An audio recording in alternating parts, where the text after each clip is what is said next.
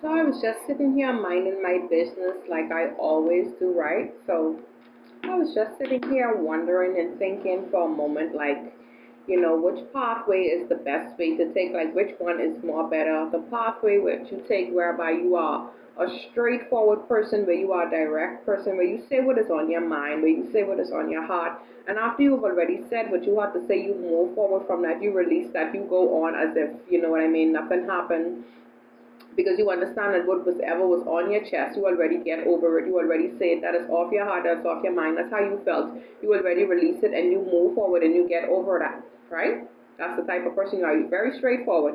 Say what's on your mind. Say what's on your heart. After you've already say that, that no longer bothers you. That no longer takes a shape or a form, you know what I mean, in your heart. That means that whatever it was bothering me, I release it, I let it go, you know what I mean, or I give it to God, I just go and pray. It bothered me right then and then, that's as far as it go. That was it, that was all, right? Or are you the type of person that will say, well, okay, I want to friend this person just in order to be able to be as sneaky as I possibly could to this person, and then you know what the sneakiness consists of? The sneakiness consists of me, you know what I mean, and just as soon as their back is turned, I will smile in their face all day, every day. I will give them the biggest hails, I will give them the biggest like, I will give them this, that, and the next, or whatever the case may be. But as soon as their backs are turned, I am right there to stop them in their back. I'm right there to set a trap for them. I'm ready to set a plot for them. I'm ready to do whatever it is. So I will friend you. I will creep right up underneath you. You wouldn't even be able to recognize me. You would not even be able to notice me, because I am so close and I am so clingy to you, and I am the nicest person ever. You understand? But in return, in reality, I just waiting for your back to turn, to just be able to stab you in your back, to just be able to gossip about you, to just be able to scandalize you, to just be able to make it seem like, I mean you so much well, but in reality, I am just out to, you know what I mean, and just destroy this person. Like, which one would you rather be? You would rather be the straightforward person, or you would rather be the two-faced one? Because a lot of people will wait until they get in their little quiet time, or they will wait until they just meet up, or could send a message or send a text to somebody, and just to be able to scandalize, or just to pull somebody down, just to try and backbite them or do these things, you know what I mean? But when they have somebody that is willing to speak up boldly as to what it is that is going on, and you're not operating in secrecy, you're not operating under the cover, you know what I mean? And because you're bold with it, you are considered disrespectful. But because you're not operating in secrecy, they are more respectful, because they feel as if, okay, since I'm doing it in darkness, and since I'm doing it in secrecy, and I already message or could tell or could gossip and slander and contact a million different people and tell them about who they wanted to talk about, that means that they are respectful. I don't get it. I don't understand how people think. I don't understand, like, what the world consists of today. You don't understand what I mean? And so here it is now. The person that is upfront and more willing to say, well, okay, willing to speak what is on their mind, and after that, whether they consider this person, whether you speak or not, whether you say, well, okay, you're the type that always gossiping and slandering, because you're not always gossiping and you're not always slandering. You're more of a quiet type of person. You're more observant. You're more that laid back type of person. You're not really bothered. You consider to be rude, you consider to be this, you consider to be that, because God made all of us different, and God knew exactly what he was doing when he created us as human beings. You understand? So here it is now. They will try to label you or make you feel as if, okay, that's just wait until we get in our quiet closet or in our quiet time, in order to be able to talk about certain things, so that we could feel comfortable and we could feel safe about tearing somebody down. But you're not the type that tears anybody down. You don't have no reason to gossip about nobody. You'll never scandalize their name. You never talk about them. What you said on your heart and your mind was right then and there, and whether they heard it or not, that's perfectly fine.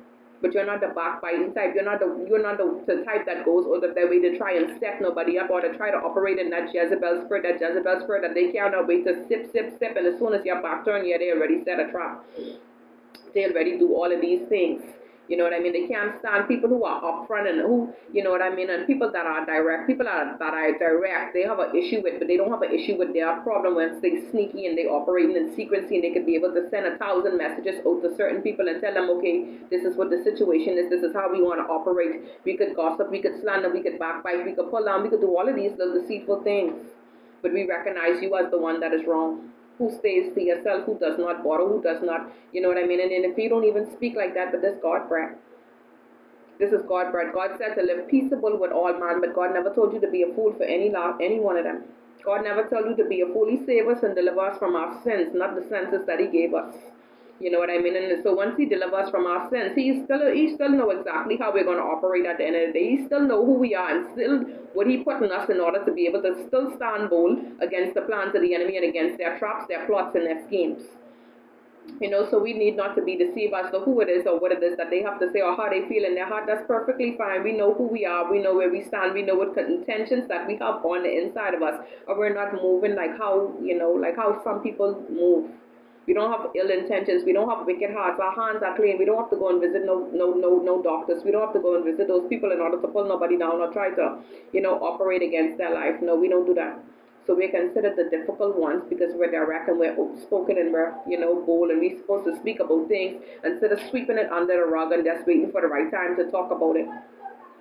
So it's much better to sweep it under the rug and just wait till everybody get in their own little secret spots, and then we'll sip about it, and then we'll gossip, and then we'll slander it, and then we'll try to pull them down the best way that we possibly could. You know what I mean? But once you could stand in your authority and you could stand in your power and say, well, okay, well, right is right and wrong is wrong, and then that's when they have an issue or they have a problem or they want to label you difficult. They want to label you with the D word. But it does not matter. It does not matter. As long as we know who we are and where we stand, God is God. He's still seated upon the throne. He has his hands on his people. And like I say, he delivers from our sins and not our senses. So he did not put us here to be a fool for anybody. Not because we say that we are serving God or we are the servants of the Most High God. That means that we are a puppet for anybody. That means that we have to stoop to their level. That means that we have to be a certain way in order to satisfy their flesh. No, it does not work like that. We are still human beings at the end of the day, and we know who is who, we know what is what. And so, as God continue to anoint us and continue to position us into the place where He needs us and where He wants us to be, that's absolutely the enemy can do about it. So you will leave them to have their little gatherings and their little meetings of pulling down and doing whatever it is that they do. As long as you are bold and as long as it is that you don't hold no deceit, no malice, no grudge, no envy in your heart, you are perfectly fine and well. Have a blessed day.